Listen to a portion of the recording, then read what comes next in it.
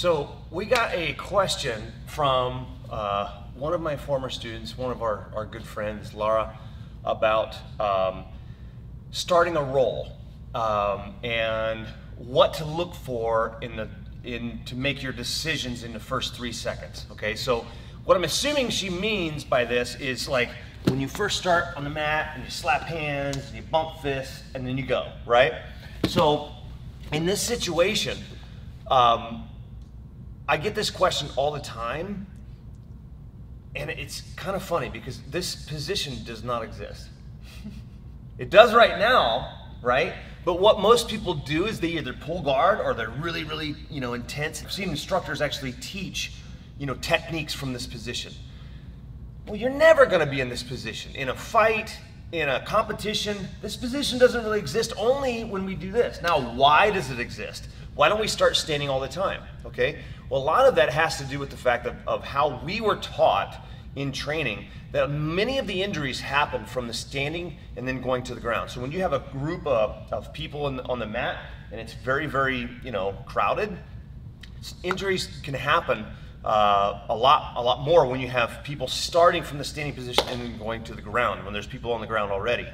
So what we do typically is we'll have it's important to train from the standing position. We've got different types of sparring that we do. So we have the kind of sparring where we do this, we slap hands, we bump fists, and we roll on the ground. So we're focusing more on the just grappling portion with high rate of resistance on the ground, right? Then we have other types of training where we stand up and we do just sparring with, like grips. And all we're doing is just in this range, we're trying to affect takedowns. We want to get the takedown. So once I get the takedown, we stop, we stand back up, and we focus on it again. Then we have other types of training where we put on gloves, and now it's more self-defense kind of, or almost even MMA kind of training, right? Where this person's got gloves on, I've got gloves on. Well, now the ranges and the objectives start to change a little bit. All of those types of trainings are very important for your development in Jiu-Jitsu, but it's important to kind of like segment those, right? So here, I don't really have a technique. Do you? What do you do from here? Well, I'm normally not here. I'm normally here. Ah, you're a catcher. Sometimes there's pitchers and sometimes there's catchers, right? So she wants to pull guard. She wants to sit in the guard. I do the same thing. Honestly, a lot of times, if I'm here, especially when I train with her, because I know this is what she wants, I'll do the same thing, or I'll just roll to my side. I'll let her come on top, right? So quite often, a lot of it just depends on what it is that I want to do. So you can take that into your training. Like say you really want to work on side control. Let's say you never get a chance to work on side control. Ask your partner. Forget this position, right? Again, it doesn't exist. You're not going to be here except for when you start the roll.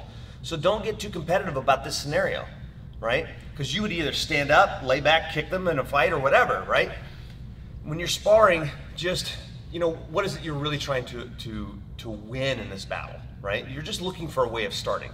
So if she wants the top position, sometimes I'll let her and I'll just come on top and let her put me in the guard, and then we'll start from there.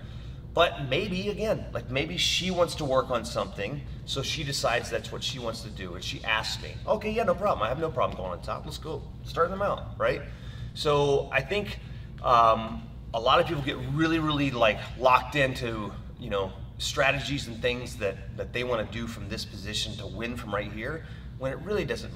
In the overall grand scheme of things, it's really not a position that's worth even spending any time on.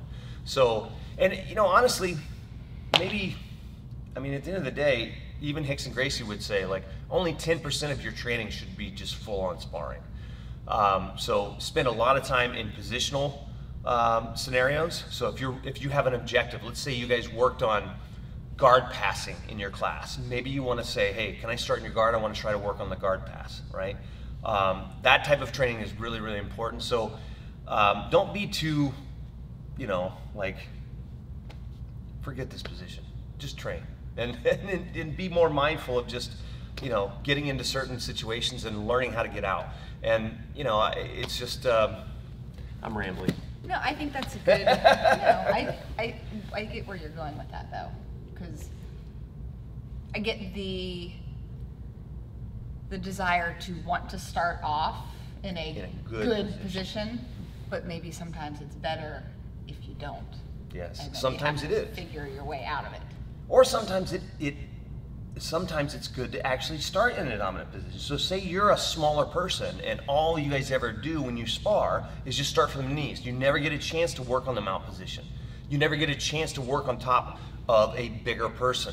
So maybe it's okay to say, especially if the person's a senior belt, like, hey, you know, John, can I go on top? Can I work on the mount? I've been trying to really get a chance to work on the mount a little bit, and I don't get there very often during my rolls, so can I start there, if that makes sense? Mm-hmm. And most people are pretty receptive to that, you know, and again, I think if you want to have specific training objectives, you don't want to just mindlessly just roll all the time. I think it's important to listen to the best guy in the world. I mean, Hickson says only 10% should be all out sparring. What he means, he's not saying that 90% needs to be just drilling with no resistance. What he's saying is that you want to spend a lot of time on positional, situational sparring, if that makes sense.